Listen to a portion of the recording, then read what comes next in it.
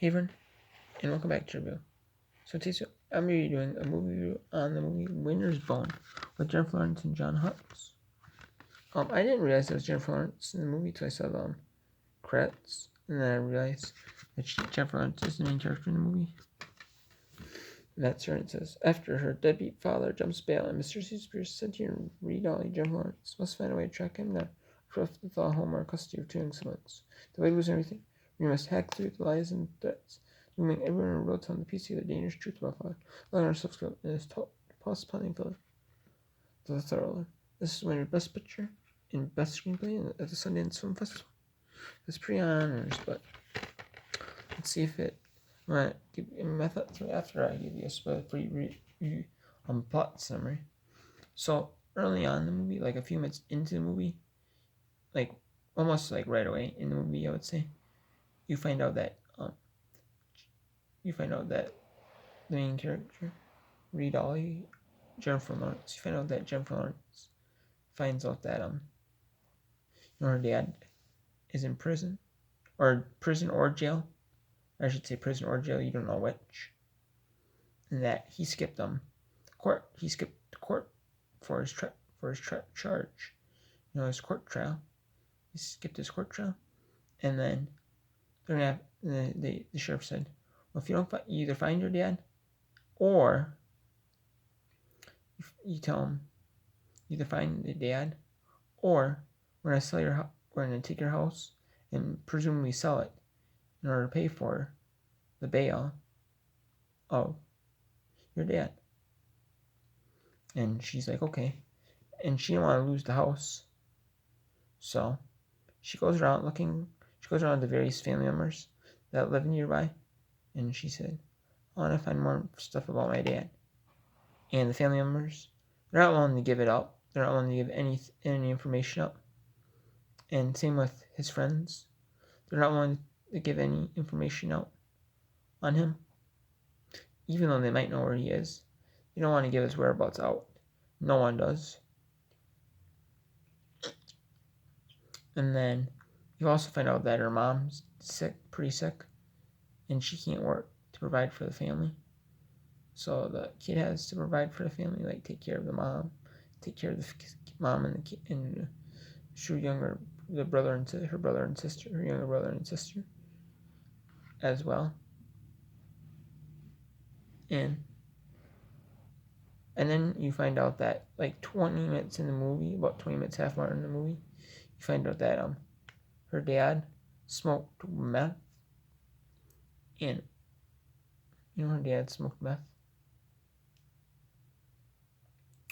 Find out when she went somewhere, try to find her dad. You found out that she smoked meth, or he smoked meth. You found out that he smoked meth, and that's why the cops are after him, and the sheriff is.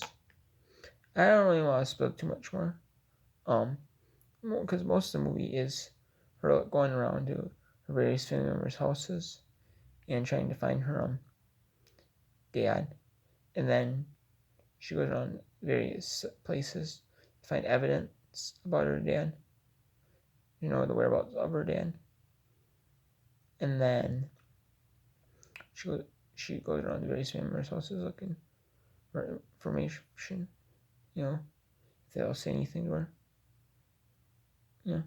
Too. That's most of the movie. It's her just looking around for her dad, either talking to her family members or went out places that they tell her that they drive her to about about evidence for her dad. And I don't know how to spell it, if she finds the dad or if she doesn't find the dad. But yeah, this movie is a low budget movie because this movie like skips all over the place. This movie is kind of like a movie where there's no real plot to the movie. You go do this, you do this.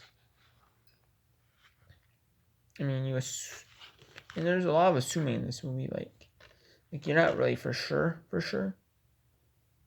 but you kind of have to infer that this is this, and this is that, and it's just really kind of confusing. It's not like know for sure like who and her family members, who her family members are, like that she's talking to. You don't know who, if that's her grandma or grandpa, or her aunt or uncle, you know, or her aunts and uncles. You don't know who it is, you know, or who she's talking to really. You have no idea.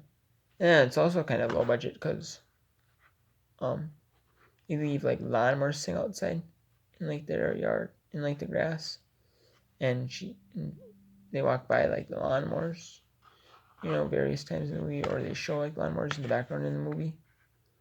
And that's kind of like low budget when you see like lawnmowers in the back of a truck or in the back of a yard, in like the backyard.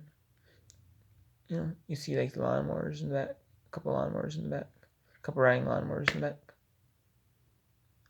the background. And that's really low budget. And then you also see like when the kid, sleeping one time, you see like a weirdo like dream of like squirrels getting caught by like chainsaw, by like a chainsaw, like on trees, on a few trees, and then squirrels are like on the trees while they're chopping the tree up, or like cutting the tree with the chainsaw, and it's a really weird dream. I don't even know why I was in there in the movie. I mean, it was kind of really all over. I thought this movie was kind of all over the place. It was kind of over the place a little bit. Kind of all over. And it was, you kind of had an inferno in this movie. You kind of wasn't like cutthroat, like, I mean, obviously, not every movie's gonna be cutthroat dry, like saying that this character's this person, like this character's the dad, this character's like the mom, this character's like the aunt, this character's the uncle. I know we might have to figure it out, which is fine, but